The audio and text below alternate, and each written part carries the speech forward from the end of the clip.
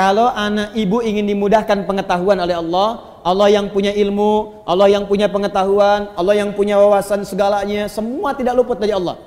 Ya, perhatikan, wa huwa ala kulli syai'in qadir, wa huwa bikulli syai'in alim. Semua Allah tahu. Kalau ingin diberikan oleh Allah pengetahuan itu, maka dekati Allah pemiliknya. Bagaimana caranya? Salat, tingkatkan salatnya. Maka anak ibu jaga betul disiplin salat. Masih ingat nasihat Nabi? Jika anak usia 7 tahun ajari mereka salat. Usia dia 10 tahun menjelang balik tidak mau salat, maka berikan pelajaran yang membuat dia mengerti. Berikan pelajaran. Kenapa Nabi meminta anak salat? Karena ada korelasi antara salat dengan kepintaran seorang anak dan kebaikan seorang anak. Jadi kalau anak dari kecil sudah rajin salat, demi Allah Bu, catat kalimat saya ini. Kalau anak diajari salat dengan benar dari kecilnya, maka anak itu dewasa akan tumbuh menjadi anak yang baik dan pintar.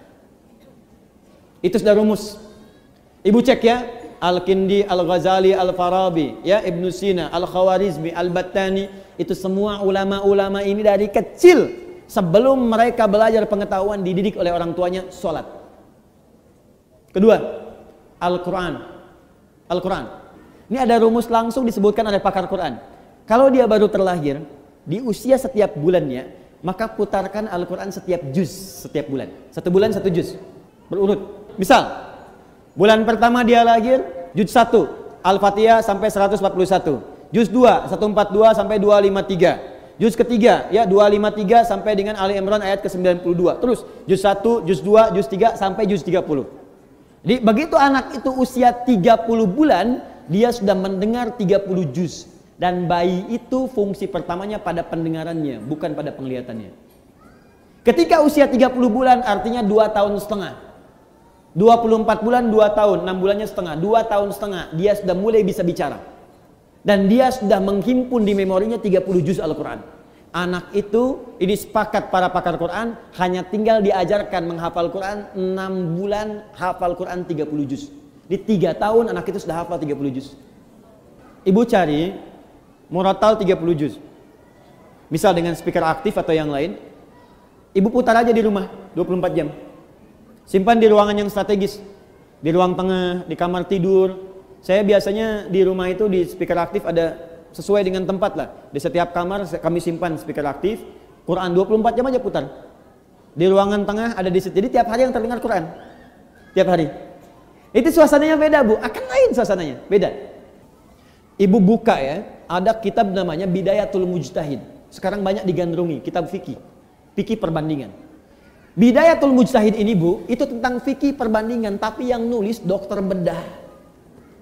Dokter bedah, dokter spesialisasi bedah, hafal Quran. Dari hafal Quran ini belajar fikih. Hafal Quran, hafal fikih, kedokteran. Ibnu Sina, hafal Quran, hafal hadis, hafal tafsir, kedokteran. Al-Khawarizmi, hafal Quran, hafal hadis, ahli matematika. Tuh. Hampir semua. Ibu kalau nggak percaya silahkan. Dan saya coba memulai membuktikan itu, ternyata banyak dampak perubahannya, betul itu.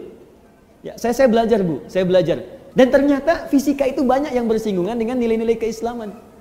Ya, di bab gaya aja, gaya gerak sama dengan gaya dorong, F1 sama dengan F2.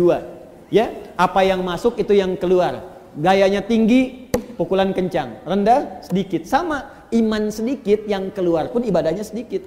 Imannya kuat, dicas kuat, yang keluar ibadahnya kuat. Nah, sekarang anak fisika itu belajar untuk ujian saja.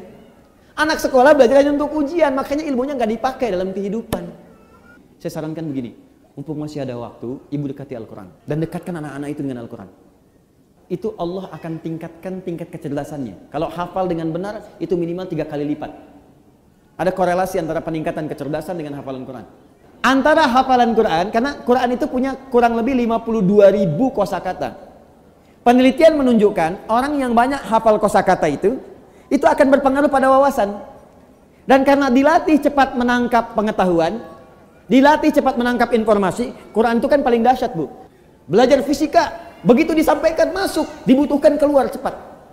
Biologi, dihafalkan masuk, keluar cepat. Makanya orang Islam dulu, itu walaupun mereka ahli biologi, matematika, bahkan kedokteran, itu rata-rata semua penghafal Quran. Masya Allah, itu dan kepake ilmunya gitu. Dan sekarang pun masih dikenal.